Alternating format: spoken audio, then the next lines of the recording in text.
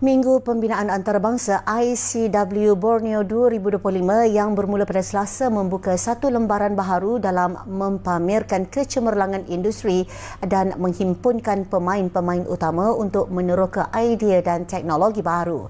Menteri Kerja Raya Datuk Seri Alexander Nantalinggi berkata, ICW Borneo 2025 yang bertemakan pembinaan inovatif untuk masa depan mampan bukan sekadar perhimpunan industri semata-mata.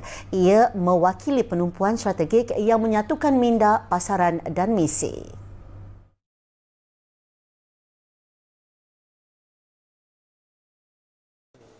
We are here to explore how construction can be reimagined in the face of climate change, rapid urbanizations, technological disruptions, and the urgent call for sustainable development across Southeast Asia. Acara 2 hari itu dirasmikan oleh Premier Sarawak Tan Sri Abang Johari Tun Openg.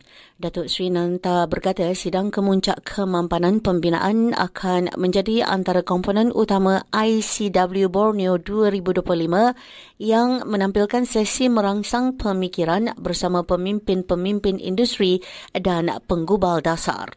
Beliau juga berkata Bil Expo Borneo akan menjadi satu lagi komponen utama dengan lebih 20 organisasi mengambil bahagian untuk mempamerkan teknologi pembinaan, bahan dan sistem termaju yang disesuaikan dengan keperluan infrastruktur di Asia Tenggara yang semakin berkembang. Seminar strategik dan mesyuarat teknikal turut akan diadakan merangkumi topik seperti revolusi pembinaan 4.0, pensijilan pengurusan kemudahan serta mesyuarat kumpulan kerja bangunan dan pembinaan ASEAN.